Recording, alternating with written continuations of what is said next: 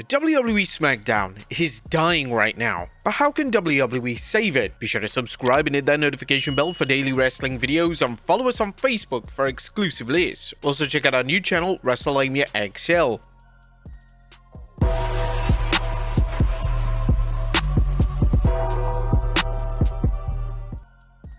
Number 10. Listening to the audience. Now, as things stand, the February 21st, 2025 edition of SmackDown has a 2.85 rating on Cage Match. And for a show and a company that is supposedly on fire, this is truly a horrific rating, and it shows that fans have had enough of a lackluster product.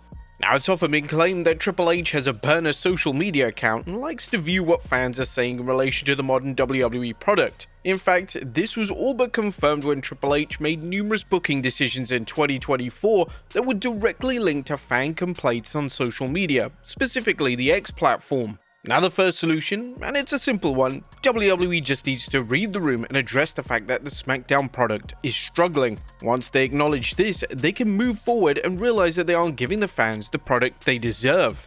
Number 9. Ditch the 3-hour format.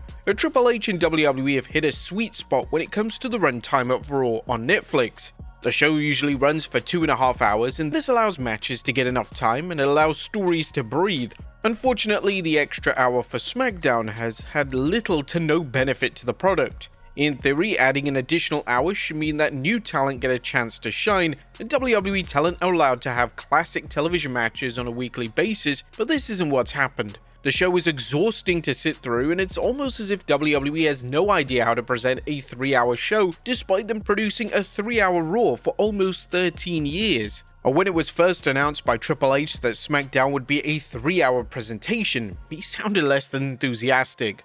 This was obviously an executive call that went way above the game's head, and it's evidently a decision that the game probably isn't even fond of himself.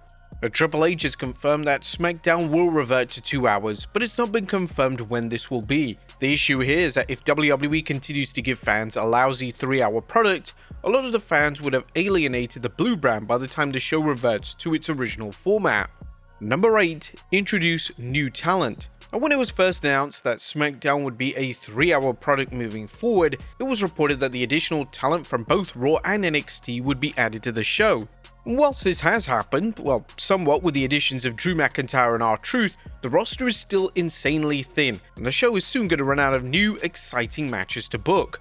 WWE should have seen this coming in advance, as a 3-hour show with a thin roster was always going to be extremely hard to book, and there were even calls for WWE to have a draft of sorts instead of the lazy introduction of a relaxed brand split. There are so many talents that aren't being used across all 3 main brands, and this is the perfect opportunity to give them a chance. Names such as Karrion Kross, The Wyatt Six, and even Otis barely do anything on television, and WWE have nothing to lose by giving them the spotlight. Number 7. Reignite the midcard. Now, there were a lot of questions directed towards WWE Creative when they decided to give Shinsuke Nakamura the US title. Nakamura's work has regressed quite dramatically in recent years, and it made a lack of sense to abandon the LA Knight push in favor of Nakamura. As fans have expected, the reign has been a total bust. Nakamura has been US champion for over 80 days, and he's defended it one time, and that match ended in a DQ. Nakamura spends most of his time lingering around backstage, and it'd be interesting to know why WWE made the call to crown him in the first place. His reign has been completely lifeless, and fans are labeling it as one of the worst mid-card title reigns of all time, and unfortunately this isn't hyperbole. The SmackDown mid-card has so many names that can wrestle and are more importantly insanely over with the audience. The aforementioned LA Knight, Jimmy Uso, Carmelo Hayes, and Jacob Fatu could all create a thriving mid-card scene that could truly make SmackDown a show that respects its mid-card title. Number 6. Let Cody wrestle. One of the complaints that's directed towards WWE that isn't exclusive to SmackDown is the fact that Triple H has reservations relating to letting his champions wrestle. The world champions on both brands wrestling in any capacity is rare, and this is an odd way to book them. Whilst it's appreciated that the matches should feel like a big deal, it was common in virtually every era of the past 3 decades that the world champion would actually wrestle on TV on a regular basis. Well, that isn't if you're Roman Reigns, right? When it comes to the American Nightmare Cody Rhodes, in 2025, he's wrestled twice on the Blue brand, and both were tag team matches, which served to further other issues on the show. Rhodes wrestling could elevate other talent, and Rhodes delivering an open challenge of sorts would be a smart and exciting way to make new stars and even introduce unfamiliar talent from NXT. Now, interestingly, Triple H must have heard this complaint when it came to the world champion Gunther, as on the final Raw before Elimination Chamber, Gunther would wrestle Akira Tozawa, and to say that the squash match was well received would be an understatement. This is an extremely simple fix, and one that will greatly influence the reputation of the show itself. Number 5. Feature the big stars. Fans on social media have taken issue with the lack of big stars on the Blue brand. Whilst the show does feature Cody Rhodes, who is a face of WWE, his appearances on Raw are presented considerably greater, and it's almost as if WWE are ticking a box by having their WWE champion on the show.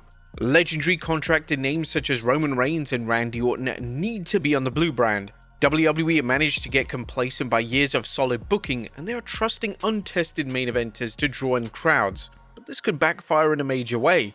It's not been reported by any credible sources why names such as Reigns or Orton aren't on the shows at all, and even though both are off television due to kayfabe injuries, it's truly time to bring them back into the mix and make them prominent fixtures on the show. Whilst this would no doubt influence fans to tune into the show itself, the presentation and writing still has to be strong and compelling. The now infamous February 21st, 2025 edition of SmackDown featured the return of the final boss, The Rock, but even that received some criticism from fans. This criticism came from the fact that WWE are just seemingly making storylines up on the fly, and being 8 weeks away from WrestleMania, this is something that should be avoided at all costs. Number 4, retire the Bloodline story, well, at least for now.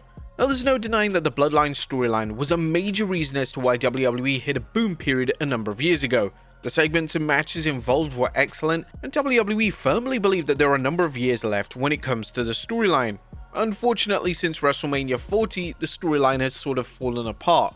The Bloodline vs Cody Rhodes storyline wasn't well received, and the Roman Reigns vs Solo Sikoa story came and went with a whimper.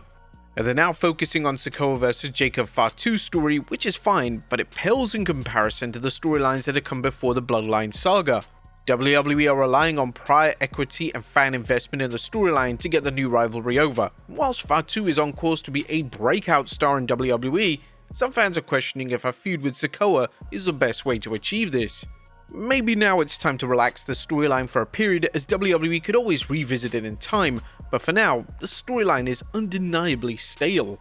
Number 3. Take a chance. In early February 2025, it was reported online that Road Dogg had taken over as lead writer for SmackDown. This raised instant alarm bells for fans, as Road Dogg was a head writer for SmackDown during a time when the product was, well, at an all-time low. Road Dogg was notoriously involved in the 2017 to 2018 writing of SmackDown, a time in which fans left in droves.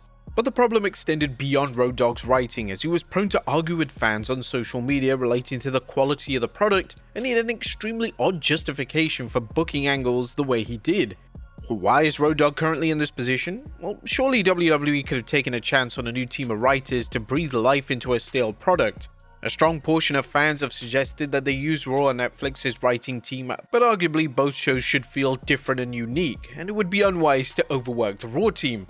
With the SmackDown product existing in its current loathed form, they have nothing to lose by giving the book to someone new, and it'd be interesting to see if there's any backlash directed towards Road Dogg when it comes to the negative reaction to the product. Number 2. Spotlight the women's division. Now, it goes without saying that SmackDown has a stacked women's roster. This is something that WWE should utilize when it comes to the 3-hour product. SmackDown has shined over the past 12 months by having incredible TV main events with the women, as names such as Nia Jax, Naomi and Michin have all mastered how to deliver strong TV matches. WWE going all in on the women's division on the Blue brand would be a smart move, and it would also make the show feel unique compared to Raw. NXT has had recent success by making their women's division the primary focus on the show, and there's no reason why SmackDown can't do the same. The top storyline in the division heading into WrestleMania is Tiffany Stratton vs Charlotte Flair, and it should be encouraged to see both women wrestle featured matches on the road to their collision course. WWE also has the women's US title on the show, and this gives the women something to fight for outside of the main title. The US title acts as a great tool to get women on the show, and WWE should without a doubt regularly feature secondary storylines that allow women outside of the upper echelon of the division to be showcased. And number 1, where the hell are the storylines? One of the fundamental issues with SmackDown right now is a lack of storylines on the show. Outside of some minor issues between top names, there's not a single strong, compelling story that fans are hooked on. Once again, WWE is relying on the show being a hot-ticketed event to draw people in, but this simply isn't enough. The lack of storylines would be bad if it was for any other time of the year, but this is Wrestlemania season, where storylines should be intense and raw, no pun intended. The WWE had so many great storytellers on the show, yet they're not doing anything with them to tell a meaningful storyline, and this is just baffling. They had a great opportunity coming out of the Royal Rumble to tell a compelling storyline with Drew McIntyre. It was reported that McIntyre was seething when his Rumble elimination went wrong, and with the WWE blurring the lines of kayfabe more than ever, it would have been welcome to see WWE explore this side of McIntyre. Instead, it was wasted with a throwaway line that half the audience didn't even understand.